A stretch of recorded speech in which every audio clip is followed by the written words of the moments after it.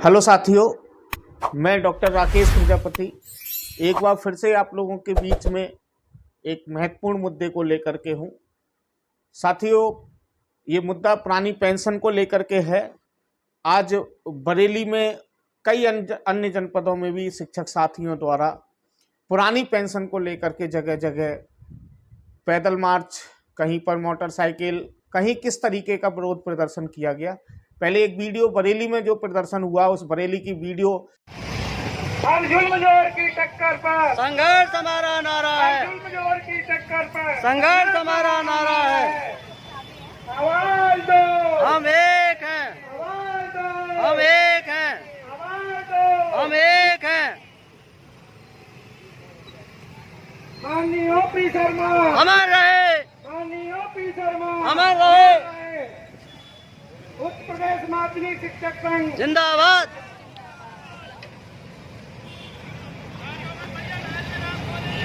चलो और आगे, चलो और आगे।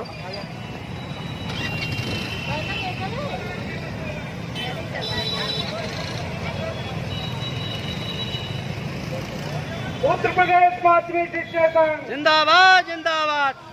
माननीय ओपी शर्मा, अमर रहे, अमर रहे, माननीय ओपी शर्मा, अमर रहे। पूरी करो। ज्ञापन जाओ, किसके पास है? ज्ञापन दे दो, ज्ञापन।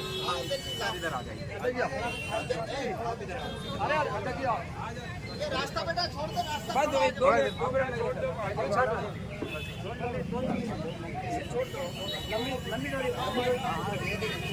अरे यार, फोन ना उठा रहे यार हमें सुनाई नहीं दिया। फोन कर रहे हैं, हम वही बैठे। हाँ आया है आपको, 355 से आया है।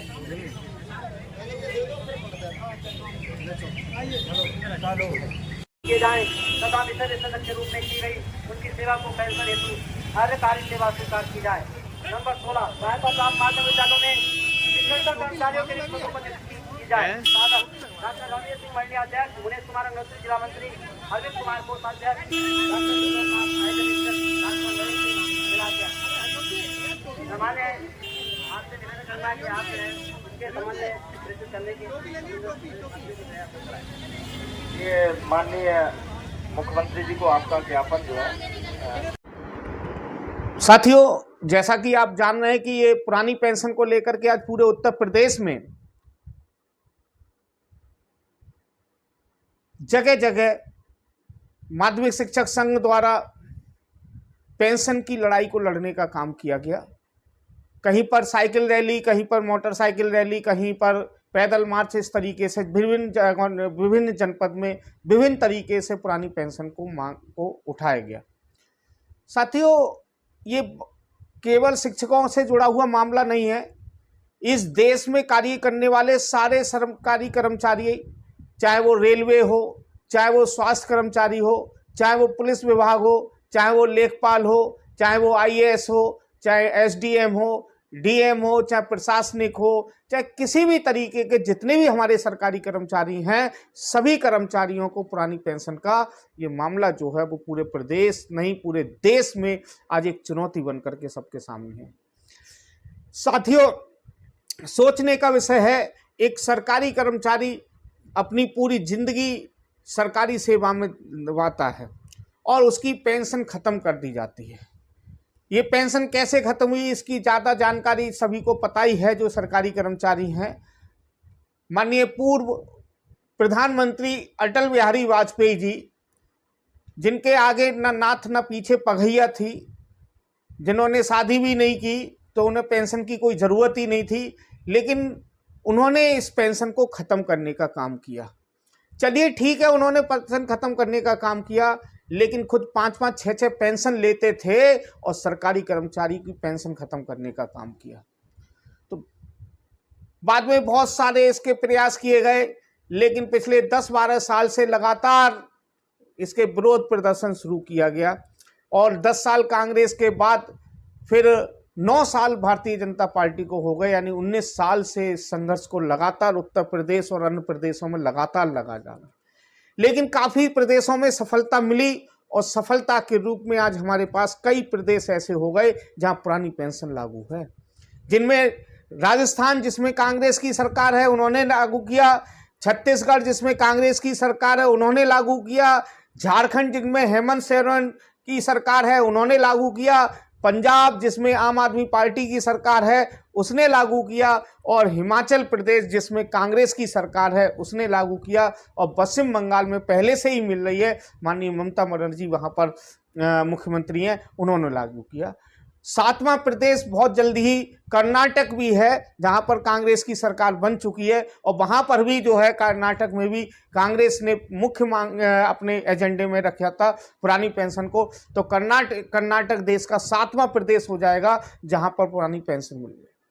साथियों, सोचने का विषय यह है कि आखिर भारतीय जनता पार्टी क्या अपने पास से पैसा देगी पेंशन का, जब अन्य प्रदेशों में जहां गैर भाजपाई सरकार है, गैर भाजपाई एक शब्द समझिए, गैर भाजपाई सरकार है, उन प्रदेशों में जब पेंशन मिल सकती है तो भाजपा क्या अपने पास से पैसे देगी? भाजपा जो है सरकारी कर्मचारी को पेंशन नहीं दे सकती, चाहे मेहुल चोकसी, चाहे नीरव मोदी, ललित मोदी, ना जाने कितने गुजराती हजारों करोड़ रुपए लेकर के इस देश से भाग चुके। और तो और छोड़िए, अडानी जैसों पर लाखों करोड़ रुपए, लाखों करोड़, 3 लाख करोड़ रुपए माफ किए जा चुके, 3 लाख करोड़, लेकिन सरकारी कर्मचारी को पेंशन नहीं दी जा सकती। आखिर भारतीय जनता पार्टी को क्या समस्या है सरकारी पेंशन देने में, ये चीज समझ में नहीं आ रही है।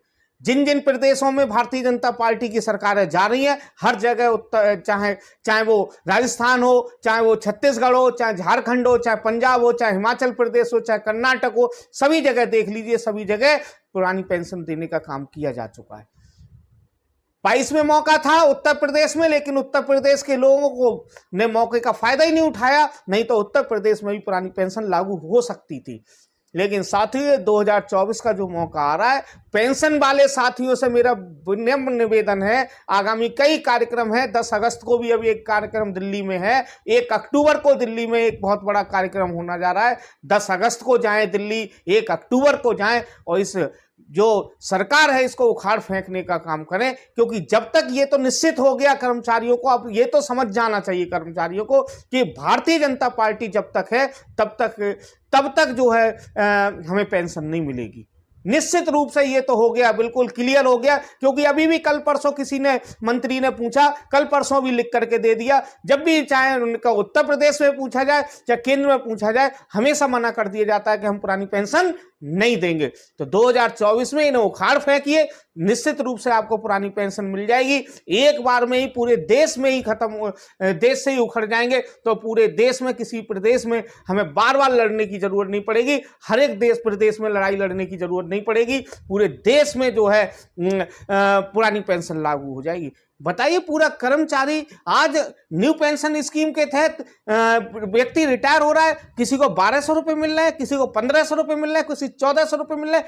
क्या होगा इन 1500 रुपये में? 50 रुपये की तो आज सब्जी नहीं आती, 300 रुपये किलो का टमाटर बिक रहा है, 400 रुपये किलो अदरक बिक रही है, हरा धनिया 300 रुपये किलो बिक रहा है। तो इस महंगाई के दौर में 1200 रुपये का सिलेंडर मिल रहा है, इस महंगाई के दौर में 100 रुपये से पार पेट्रोल पहुंच चुका, 90 रुपये के डीजल पहुंच चुका। इस महंगाई के दौर में 1000-1200 रुपये में दवाई नहीं आएगी। तो इस पेंशन का जो हमारा सहारा है, इस पेंशन के सहारे के लिए भारतीय जनता पार्टी की सरकार जिस तरीके से लग नहीं रहा कि ये कभी भी देंगे, तो इसके लिए एक ही तरीका है, वो हम लोगों को, कर्मचारियों को दोहरी नीति नहीं अपनानी होगी। दोहरी नीति अपनाना छोड़िए कि एक तरफ तो भारतीय जनता पार्टी जिंदाबाद और दूसरी तरफ ओल्ड पेंशन। ये निश्चित हो गया, अब आप ये समझ चुके होंगे कि old pension Bharatiya Janata party नहीं देगी, चाहे कोई भी सरकार दे दे, लेकिन Bharatiya Janata party old pension कभी नहीं देगी। तो साथियों, वीडियो पसंद आई हो तो ज़्यादा से ज़्यादा लोगों को भेजें। जितने भी हमारे पुरानी पेंशन के कर्मचारी हैं, चाहे वो स्वास्थ्य विभाग के हों, चाहे रेलवे के हों, चाहे हमारे शिक्षक विभाग हो, लेखपाल हो, IAS लॉबी हो, किसी भी प्रशासनिक लोगों में कार्य करने वाले लोगों, पुरानी पेंशन हमारी आवश्यकता है। और जब तक पुरानी पेंशन नहीं मिलेगी, हम सड़कों पर लड़ेंगे जब तक लड़ेंगे जब तक हमें OPS नहीं मिल जाती, ओल्ड पेंशन स्कीम नहीं मिल जाती। जय हिंद, जय भारत, और पुरानी पेंशन जिंदाबाद जिंदाबाद।